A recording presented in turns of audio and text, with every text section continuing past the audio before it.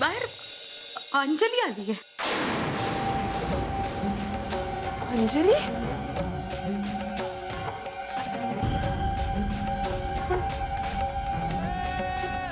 वहिनी ती तर अपघातात वाचली ती. नशीब थोर हो तिचं. आणि तुझं ग?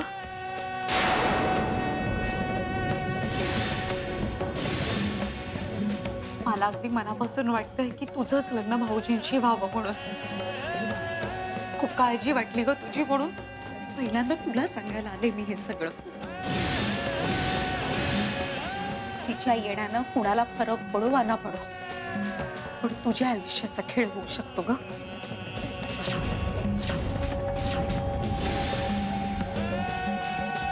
नाही, असं नाही होणार. न व्हायला काय झालं? इनामदारांचं घराणं राजकारण्यांचं घराणं आहे. इथे मूड आणि मत कधीही बदलू शकतं.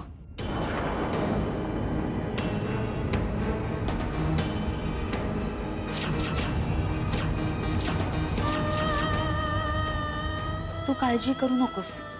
हा अगं, जोड्या ह्या शेवटी ना वरूनच ठरवून आल्या असतात. काय सांगू, मला तर अगदी मनापासून वाटते की तुझंच लग्न भाऊजींशी होणार. मी बघते हा बाहेर जाऊन काय चाललंय ते. काळजी वाटते ग तुझी. हा आलेच मी.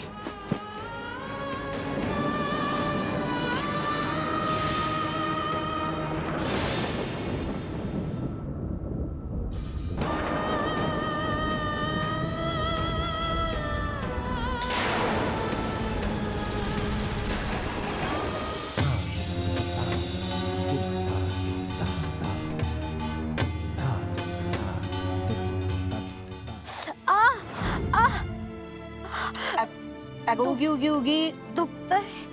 उगी अगं हा नवीन लेप लावला ना म्हणजे एकदम बरं वाटेल बघ तुला. पण नाही हो, नाही सहन होते. अगं थोडीशी कळ काढ. हा बरं वाटेल बघ तुला.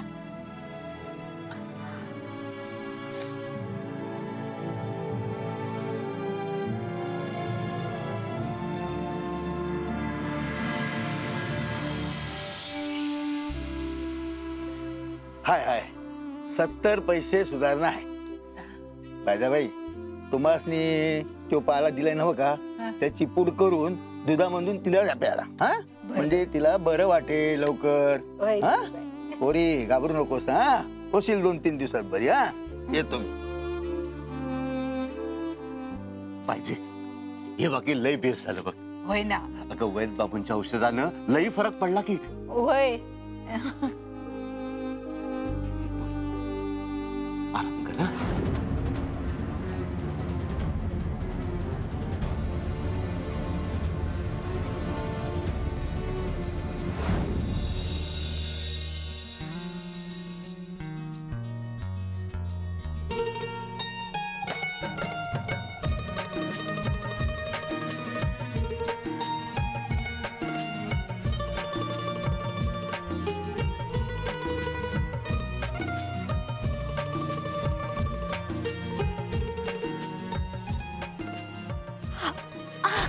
हा अगं अगं पोरी अगं हळू.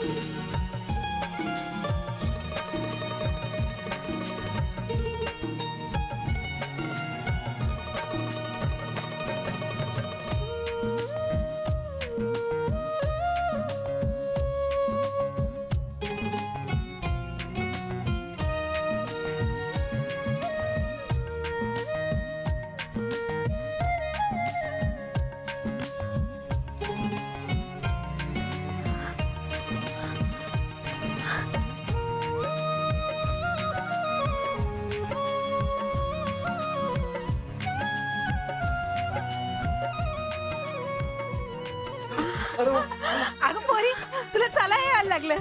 चांगली चालते की तू. वय ग वय माझी. खरं बाबा हे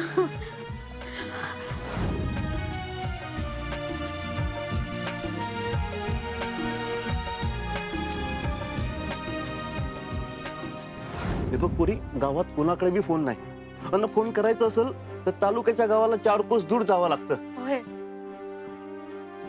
मग तर मला निघायला हवं लगेचच. खरंच तुम्ही माझ्यासाठी जे काही केलं ना, त्यासाठी तुमचे कसे आणि किती आभार मानू मला खरंच कळत नाहीये. अगं असं काय करते तू आम्हाला आमच्या परिवाराने? अगं एका माणसानं दुसऱ्या माणसासाठी एवढं बी करू नये होय? होय, देवानं आम्हाला मूळबाळ नाही दिलं, पण तू इतके दिवस इथे राहिलीस, मला वाटलं आमची पोरगीच आहे इथं. मग समजा की मला तुम्ही तुमची पोरगीच आशीर्वाद द्या. हा, नाही नाही पोरी, सुखी राहा. हा हा जो माझा पुनर्जन्म झालाय ना, हे तुमचे उपकारच आहेत माझ्या. तुम्ही दिलात मला हा जन्म. तुमचे खरंच खूप आभार. सुखी राहू. येऊ मी?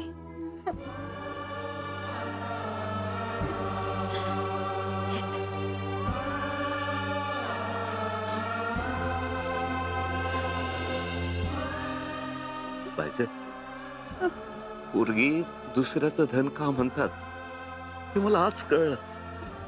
बहिणा 4 दिवस राहिली पर सवय लावून गेली बघा.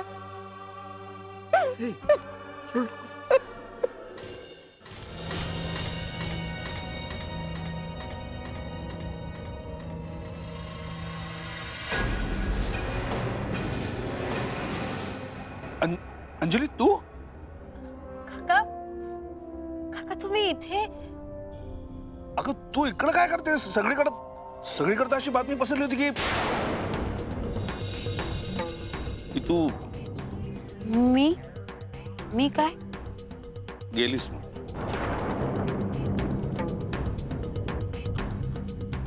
काय? मला वाटलंच होतं असं काही ना काही गैरसमज झाला असेल म्हणून. म्हणून तुम्ही फोन करायला निघाले होते आता. अगं फोन कशाला करायची गरज होती? हं? तू खरं आता तिकडे असायला हवी होतीस. कुठे? लग्नात. लग्नात? कुणाच्या? अगं तुझ्या बहिणीच्या लग्नात. राधिकाचं लग्न? एक मिनिट, पण काका आताच तुम्ही म्हणालात की मी गेल्याची बातमी पसरली आहे म्हणून. मग हे लग्न? नाही, कसं आहे, आपल्यात पद्धत आहे ना की असं कोण माणूस गेलं तर वर्षाच्या आत काय ते मंगल कार्य उरकून घ्यायचं, नंतर पुढे मग 3 वर्ष करता येत नाही, म्हणून हे ठरलं. आणि त्याहीपेक्षा महत्वाची गोष्ट म्हणजे ह्या लग्नात कोणी पुढाकार घेतला असेल? कोण? आबासाहेबांनी धामधुमीत लग्न करणार आहेत. तुला सांगतो, नक्षत्रासारखा मुलगा आहे. अरे वा, हे बरंच झालं. पण मग मला आता लगेच राधिकाला फोन करून तिचं अभिनंदन करायला नको का? फोन बिन कुठं करतेस तू एक काम कर ना, तू मस्त सजवून ढजून डायरेक्ट लग्नात तिच्या समोरच उभी राहा. हा, म्हणजे तिला एक सरप्राईजही होईल. हा, चल चल चल चल ये. पृथ्वीला नवरदेवाच्या वेशात पाहिलं आणि मग मला वाटलं की राधिका आणि पृथ्वीचं लग्न होतंय. वाटलं दोघांना डोळे भरून एकदाच बघून घ्यावं आणि मग लांब कुठेतरी निघून जावं. म्हणून लपून सगळा सोहळा बघत होते. पण दुर्दैवाने पकडले गेले.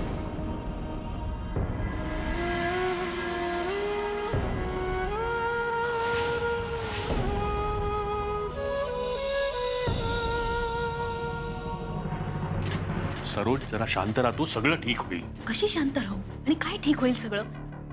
ती आली आहे ना भवानी माझ्या मुलीच्या सुखात बिब्बा घालायला. पण तू का डोक्यात राग घालून घेतेस? आबासाहेब बोलतायत ना तिच्याशी, ते योग्य तो निर्णय घेतील. ते का म्हणून काही निर्णय घेतील? प्रश्न माझ्या मुलीच्या आयुष्याचा आहे. ती माझी ही मुलगी आहे. आहे ना? मग ही सगळी थेर चालवून कशी घेता तुम्ही? आता भर लग्नात त्या अंजलीशी चर्चा करायची गरजच काय आहे? तिला हाकलून द्यायला हवी होती सरळ. तू शांत हो जरा. नाही शांत होणार मी, अजिबात शांत होणार नाही. लक्षात ठेवा, माझ्या मुलीवर अन्याय होतोय असं जर वाटलं ना मला, तर मी कुणालाही सोडणार नाही.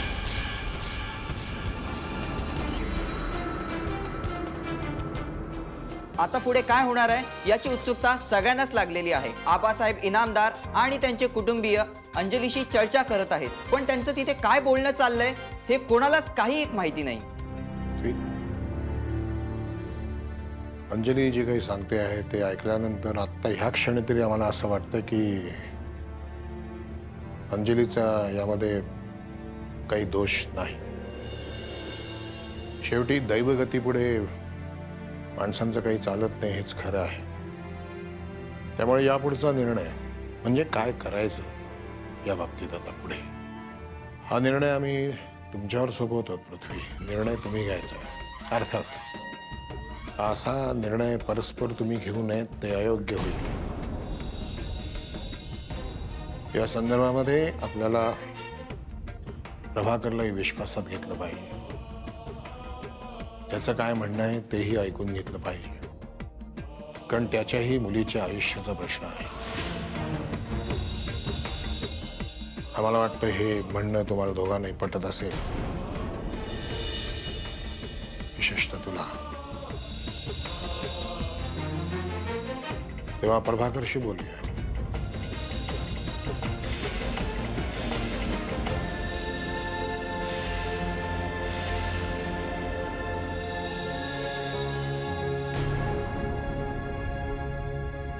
माझ्या मुलीच्या आयुष्याची वाट लावायला आली ही बया. खरंच मेली असती ना तर बरं झालं असतं. काय गुन्हा केलाय माझ्या लेकीने म्हणून अशी भयंकर शिक्षा मिळते तिला.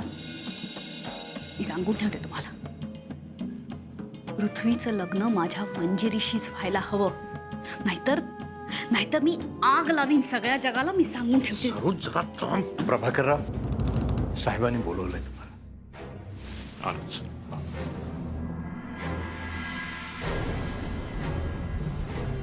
एक मिनिट. आता जे काही बोलाल ते बोलताना आपल्या मुलीच्या आयुष्याचा विचार करा. आबासाहेब काहीही निर्णय घेतील, पण तुम्ही तुमच्या म्हणण्यावर ठाम राहा. प्रश्न आपल्या मुलीच्या जीवन मरणाचा आहे. आत्ता तुम्ही तुमच्या म्हणण्यावर ठाम राहिला नाहीत तर पुढे आयुष्यभर पश्चाताप करायची वेळ येईल आपल्यावर.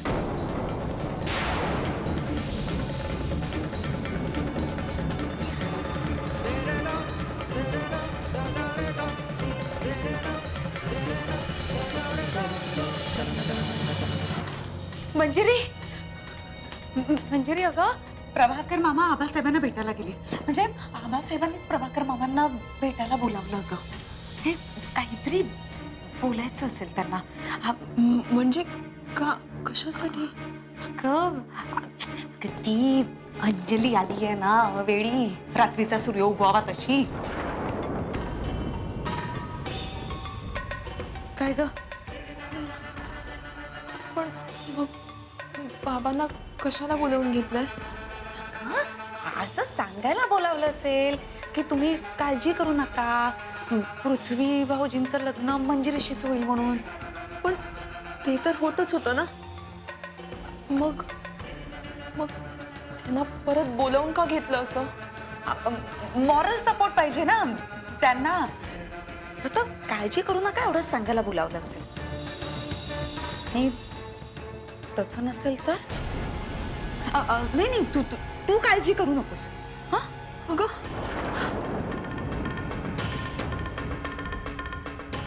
एकीकडे म्हणतेस काळजी करू नकोस आणि दुसरीकडे म्हणतेस तसं नसेल तर. म्हणजे मी काय समजायचं? काय समजायचं म्हणजे काय? काय समजायचं? हे बघ, पृथ्वी भाऊजींशी लग्न होणं हा तुझा हक्क आहे आणि तुझ्या हक्कासाठी मी आणि तुझे आई बाबा यांच्याशी लढू आणि झगडू.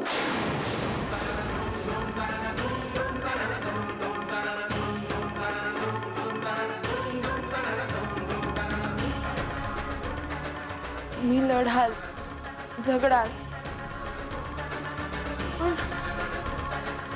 पण ह्या लढाईत मी जिंकले नाही तर?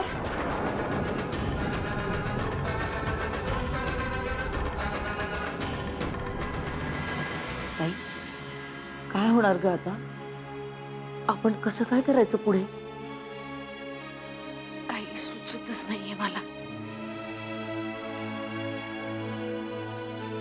म्हणजे पृथ्वीचं अंजलीशीच लग्न व्हावं ही इच्छा होती ग, पण मध्येच त्या अंजलीच्या मृत्यूची भयंकर बातमी आली आणि सगळं चित्रच बदललं ना. बघ ना, आता मंजिरी आणि पृथ्वीचं लग्न लागतंय, नेमकं त्याच वेळेस ही अंजली परत आली. काय करावं काही कळतच नाहीये. एकीकडे पृथ्वी आणि अंजलीचं प्रेम आणि दुसरीकडे मंजुरीचं आयुष्य. कात्रीत सापडलोय अगदी आपण. एकीला न्याय द्यावा तर दुसरीवर अन्याय होतोय ग ताई. बघोदा, देवाने जो कौल दिला ना तसंच घडतंय. पण त्यापूर्वी जे विपरीत घडलं त्यामुळे माझ्या पृथ्वीची खूप उतरवड होत असणार.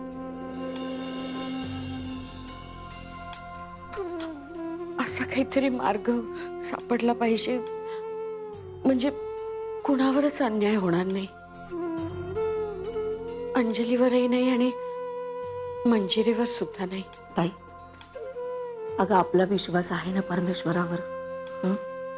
तो सगळं नीट करेल बघ. तू शांत हो बघ. हं?